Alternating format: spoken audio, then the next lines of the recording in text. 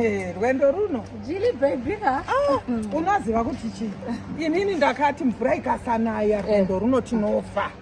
asi Mwari vakatiropafadza unoziva kuti Mwari munhu anongotida tese taurako aiwa ngaana matwe Jehovha ngaana matwe mweya nemuzvokwadi usatambe nenzara aiti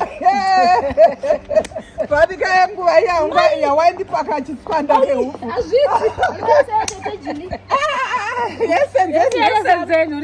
kava mutowirirana koche hanzi nei nangoipiwako ndikaida kuitora unondogara uri kumba chita yako yogara kava mowirirana nyaya zauri rino uri kuti nezvamotaura zviya pamusoro pake handiwa maiti varume vapi pamakati kai vakaperekedza mwana wake kuNamibia akavata kuhotera nezvikomba iwa kuti kwaiyo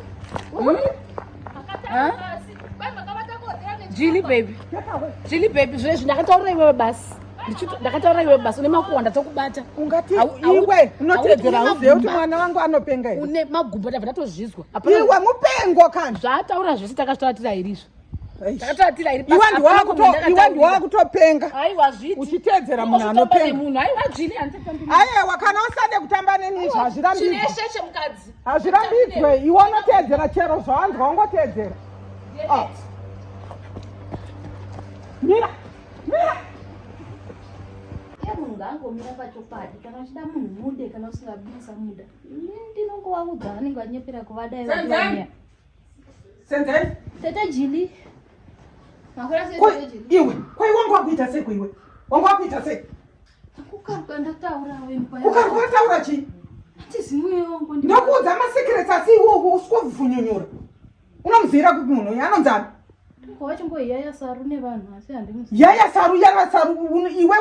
wakutaurei naye chaunoziva paari chii chikomba chake icho chiya ndo chine masaga eufano oya pano chimaster farmer imi motoda kunzi muri kudya chikafu panapa iwe uchazviziva iwe enda uchiita zvinhu zvisina nebasa iwe handi kuzviona futi zvawaita iwewe wandinyadzisa sereke nechida kundodiridza gadheni kurinza ndamadiridza gadheni ndoda kuriva negadheni rakanyorova mavona zvakaita murivo uya wadokura vandakati usataura zvemurivo ndamadiridza gadheni ini mwana uyu ndidanyara kuvhunyura zvese indiri kuti ndiri kutaurirawo munhu wandigere naye iyi zvese akutaura ndanyara kasika mwana akaita sendanyara nasi shet senzeni andopenga kawa